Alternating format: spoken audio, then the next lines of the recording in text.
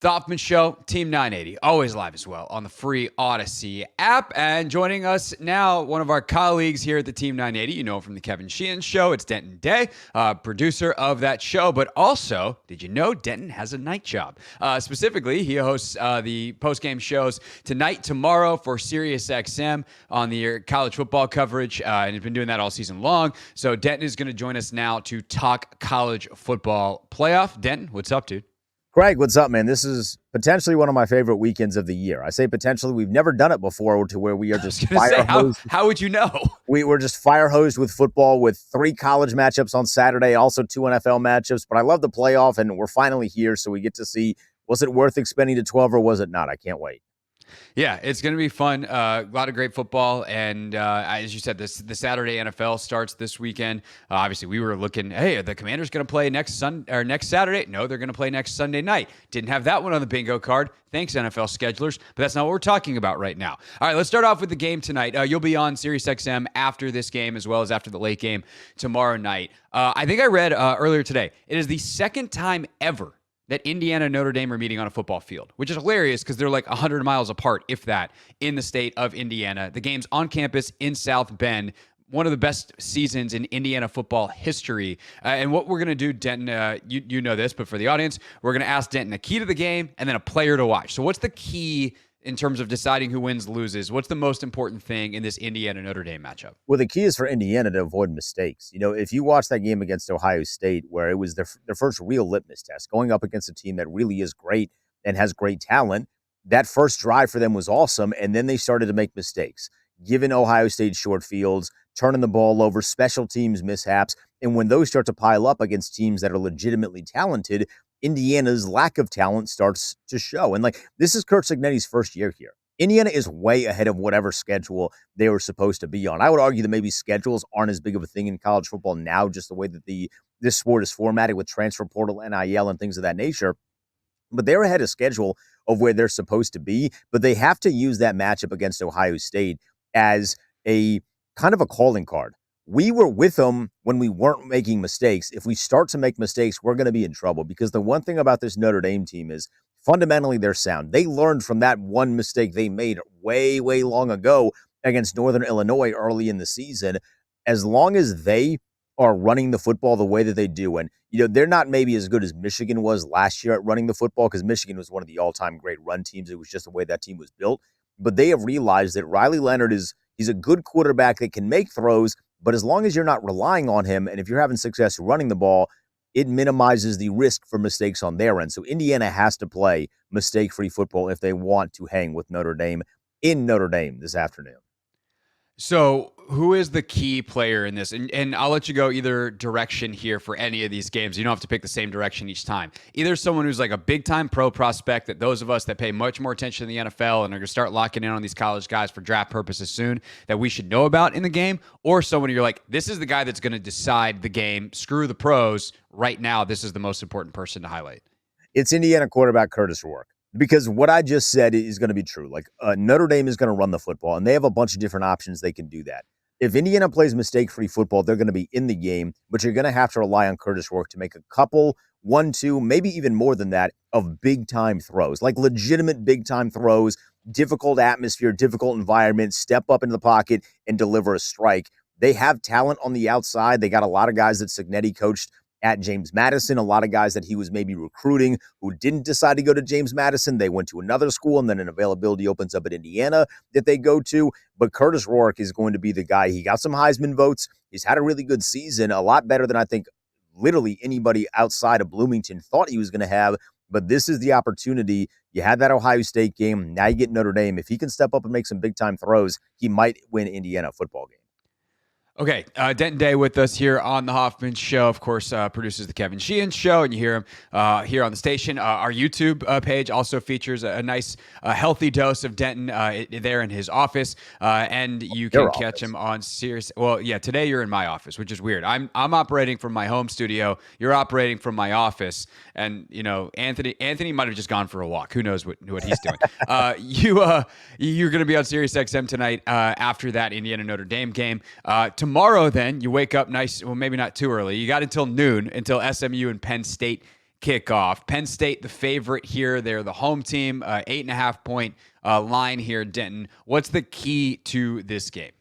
The key to this game is the weather, which is kind of a cop-out, it feels like, but you got a team that plays its games in Dallas that's going to be going to Happy Valley. It's going to be cold as all hell. The temperature is going to say 28, but with the wind, it's going to be close to 0 at times, wind chill-wise. And you got SMU that's had this prolific offense, Craig. They're fast as all hell. Not quite the Pony Express, but they have a lot of speed on this offense. Is that going to be able to translate in cold weather? They got a quarterback in Kevin Jennings that's from the Dallas area. I had to go back and look up, like, all right, where did he go to high school? Is he used to playing in this kind of weather? And as far as I know Dallas does get cold at times, but as far as I know, the answer to that is going to be no. So how do you translate? Can confirm that during football season, like high school football season in Dallas, Texas, doesn't get that cold as someone who used to live there and cover some high school football. Yeah. Right. Yeah, like he might get cold in not February, 28 wind whipping Penn State cold. No, not at all. So how do they translate to that? Can they withstand that? Because I'll tell you this, Greg, this is my upset of the weekend. I think SMU beats Penn State. So, but in order to do that, they have to be able to kind of play fundamental football and not make mistakes, but they have to be able to embrace the cold. I don't know what they did this week in practice to get ready for that. I hope they practiced outside in some capacity. My guess is that they've been in Happy Valley for at least a couple of days, so they gotten to get out there and get outside. God help them if they've been practicing all week in Texas, and they're going to decide to come up on game day and say, let's just give this thing a go and hope that we make it out. But I think this has the real potential to be an upset because, well, really, it comes down to the coaching. And Rhett Lashley's done a wonderful job, and James Franklin is tough at times in big games, right? Like it's different when you're going up against Ohio State and Michigan, certainly, which is something he's had to do now for 10 years at Penn State. But I do kind of worry about what he's going to look like. And the last time we saw this Penn State defense, they got shredded by Oregon. They got nearly 50 hung on the noggin against an Oregon team. And Oregon obviously is the best team in college football, but that's not what you expect from a Tom Allen coach defense. So I think there's a real potential that SMU does the unthinkable. First college game in a long time on TNT, and I think they pull the upset. Yeah, this playing in the cold is not just a mindset. It's like the football just becomes a rock. And if you're a team that relies on slinging it around and you're not used to catching the rock, like, that's normally a proverbial term. This is literal. Like, you're not used to catching the rock. Yikes. What about a player to watch here on either side? Again, it can be a pro prospect angle or this game. It's a really important angle. Can I give you a coach that's not James Franklin? Because I think the answer is Tom Allen. I guess. Did you learn? Okay. I mean, did you learn what the mistakes were against Oregon? Because there's now been a couple of different options, a couple of different examples against Oregon, against Minnesota, who's not known as being this crazy offensive team. They hung nearly 30 on you. And against USC, and I mean, you want to talk about a program that's in a little bit of turmoil, USC is that. You now had multiple examples of allowing teams to score a lot on you. And the addition of Tom Allen was supposed to be lock down this defense. If you can't get those things right against this team in SMU, if they start to build a little bit of momentum, I mean, they should have won the ACC championship, Greg. They were the better team in the second half, but the first half was filled with mistakes, short fields, and then you could argue some bad officiating that really hampered SMU. In the second half, they nearly came back and won the thing because they were the better team. Penn State has to fix up those issues on the defensive side of the football, or they might get another 40-burger hung on their head. All right, now give my audience, the pro football audience, the catnip that they want. Who's like 30 seconds, pro prospect, since you gave me a coach on the player answer.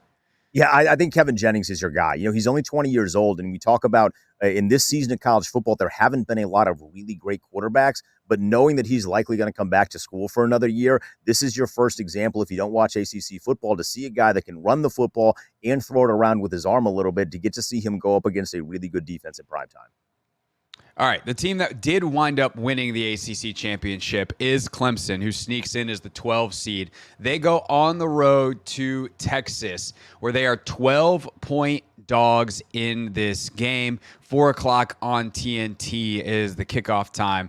I'm not a huge college football guy, but I'm guessing the Texas quarterback situation is probably at least in part a key to this game. Yeah, just a little bit. Does Quinn Ewers, who is supposed to be one of the best quarterbacks in college football this year, does he, one, play the entirety of the game, and does he play well in the entirety of the game? The backup is this dude from a small school in Louisiana. He has a last name that you might have heard of. It's Manning.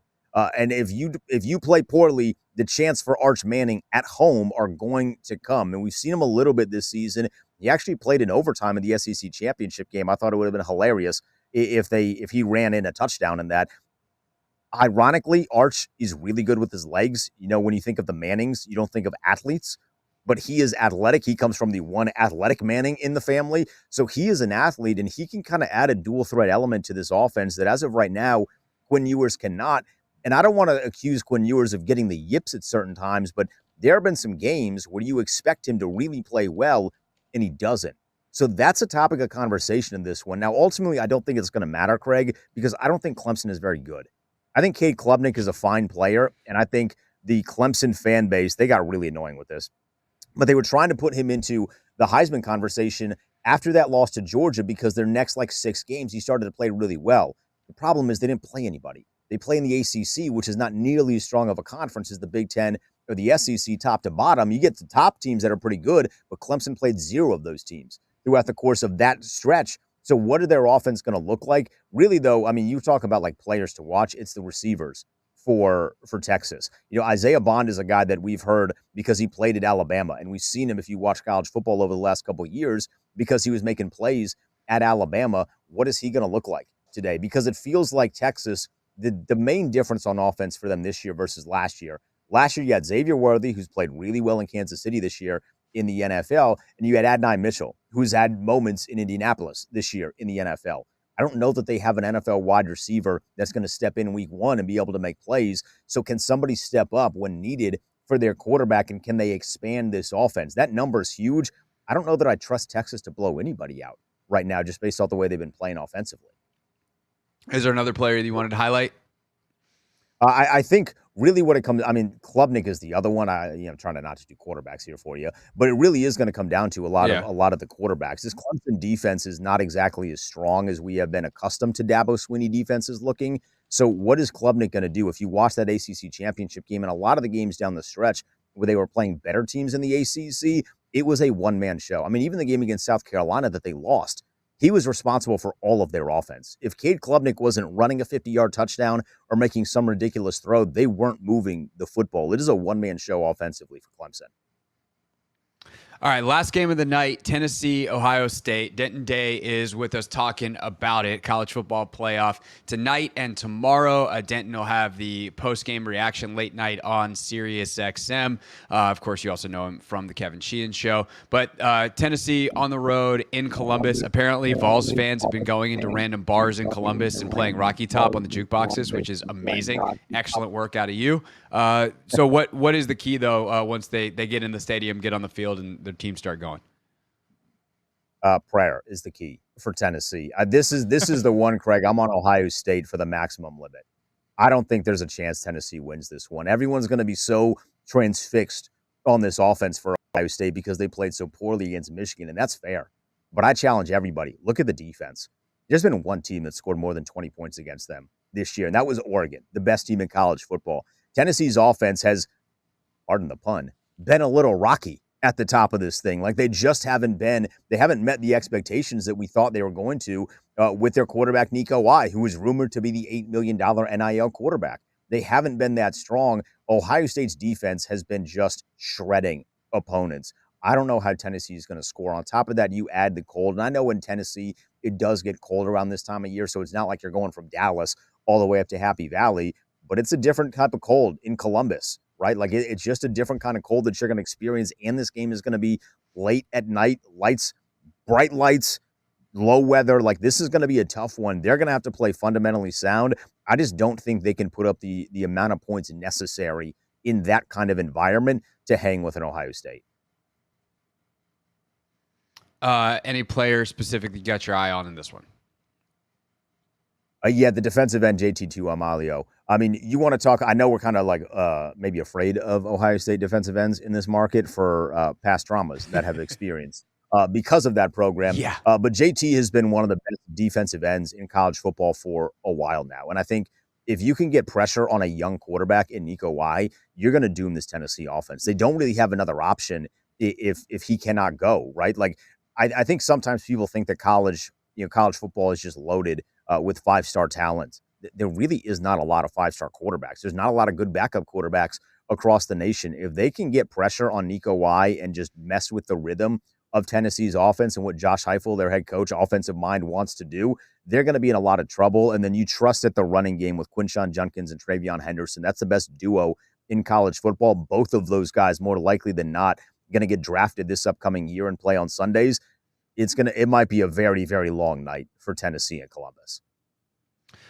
You got a long weekend, my friend. You got all the Commanders' usual shows plus the college football stuff. See you on Sunday back here on Team 980. Yeah, we're going to be on location too in National Harbor at Tom's Watch Bar for the Commanders. So your boy's getting his money this weekend. Nice. Love that for you. Enjoy all the football. It's Denton Day with us. Sirius XM tonight, tomorrow night. You're hearing back on the Team 980 on Sunday live from Tom's Watch Bar. And then, of course, back with Kevin Sheehan on Monday. Appreciate you, sir. Thank you. Greg, appreciate it. Let's make some money this weekend.